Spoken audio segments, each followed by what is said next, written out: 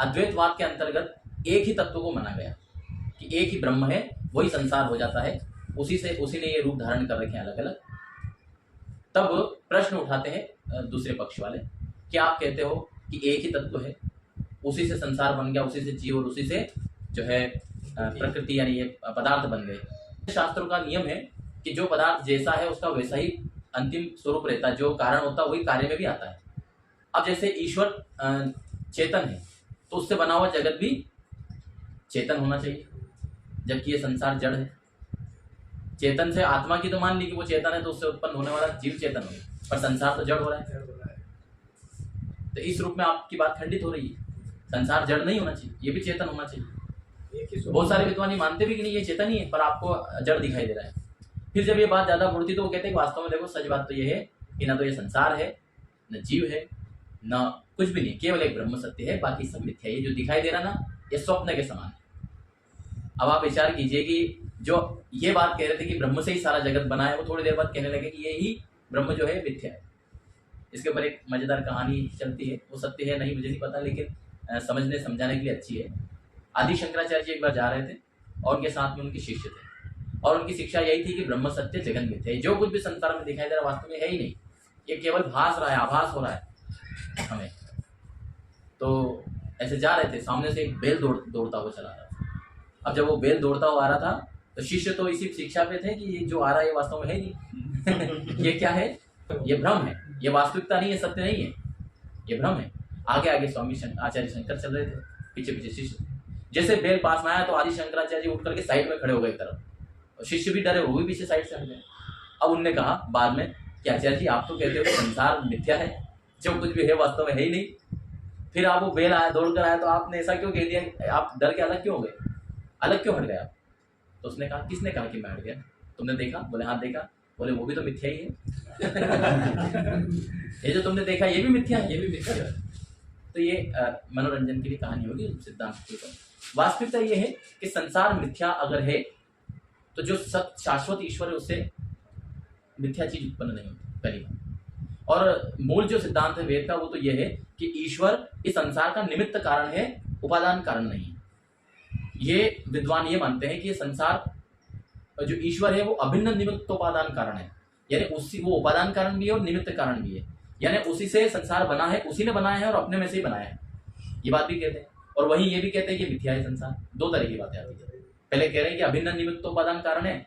उपादान कारण का मतलब ये होता है जैसे मिट्टी से घड़ा बनता है तो मिट्टी उपादान कारण है, और कुम्हार जो है वो निमित्त कारण है। कुम्हार जो है मटका बनाता है, कैसे बनाता है? मिट्टी से। तो मटका बन के तैयार हुआ, तो एक तो इसमें है कुम्हार जो बनाता है, और एक है मिट्टी जिससे ये बनता है। तो अद्वैतवादी विद्वानों का कहना है कि ये जो संसार बना है ये ईश्वर से ही बनाया है, और ईश्वर नहीं बनाया, मतलब कुम्हार भी वही है और मिट्टी भी वही है। ये संसार जो दिखाई दे रहा है ये मटका है। एक बात ये कही। दूसरी बात ये कहते हैं ये संसार वास्तव में है ही नहीं, मिथ्या है। दो तरह की बात है।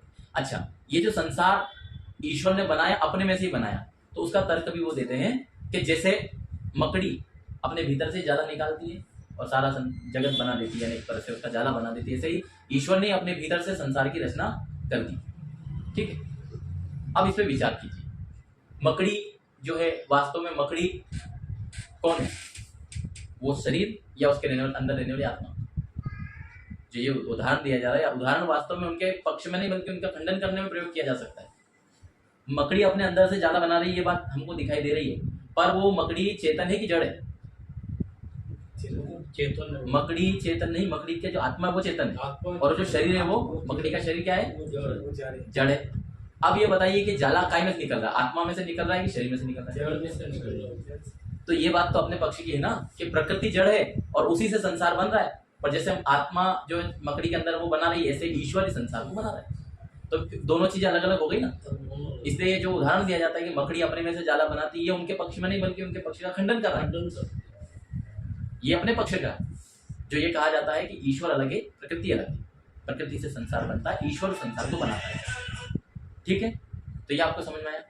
इस प्रकार अद्वैतवादी विद्वान जो है दो तरह की बातें करते दिखाई देते हैं, और फिर जब उनसे करो तो वो कहते हैं कि देखो आप जो द्वैतवाद की बात कहते हो हम भी इसको मानते हैं, पर ये ऊपरी स्तर पर, जब गहराई में जाते हैं तो फिर अद्वैत ही रहता है। क्योंकि उपनिषद के बहुत सारे वाक्य इस तरह से प्रतीत होते हैं कि जब आत्मा संसार में है, व्यवहार काल में, तब तक तो त्रेतवाद का प्रयोग होता है। पर जैसे वो आत्मा अंदर होता जाता है, तब संसार से छूटता जाता है तो द्वैत हो गया, उससे अंदर गया तो अब आत्मा भी नहीं रहा, फिर ब्रह्म में विलीन हो गया तो ब्रह्म ही हो गया। अहम ब्रह्मास्मि, ये उदाहरण देते हैं।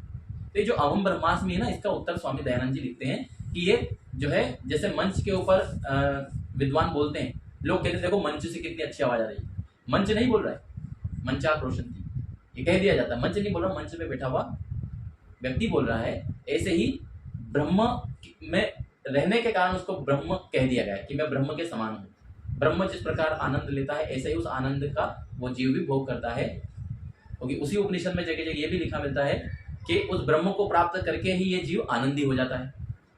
अब बात आपको समझ गई। तो ये कहते हैं कि देखो वास्तव में आखिरी में जाकर तो अद्वैत हो जाता है, ये बात झूठ है। आखिरी में जाकर भी अद्वैत नहीं होता है, परमात्मा में रह करके आत्मा का अपना अस्तित्व बना रहता है।